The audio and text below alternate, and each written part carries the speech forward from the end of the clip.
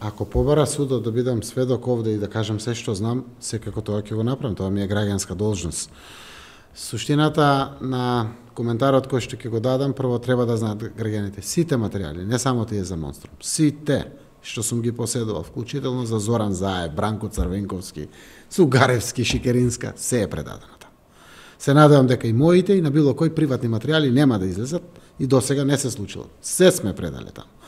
Во тој дел, јас заради чувството на родители што изгубиле деца, навистина покажав разговори во просториите на СДСМ, каде што видовме како едно од осомничените лица или во еден дел од постапки осудени лица,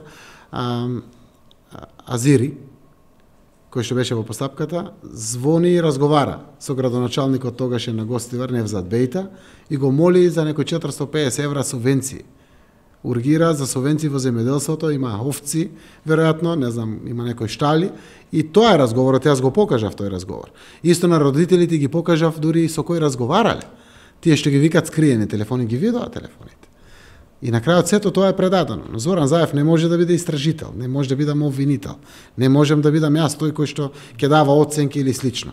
Тоа е предадено, и еве гледате процесот се води комплетно од самиот почеток, заради тоа што таму сум тврдел дека има основани докази, кои што треба некој да ги разгледа, за да знае процесот дека вклучително и со тие докази ќе се разгледува. Така да остануваат постапките на специјалното јавно обвинителство, државното обвинителство, не знам колку се уште е вклучено, и судовите и судските инстанции кои што треба да донесат одлука.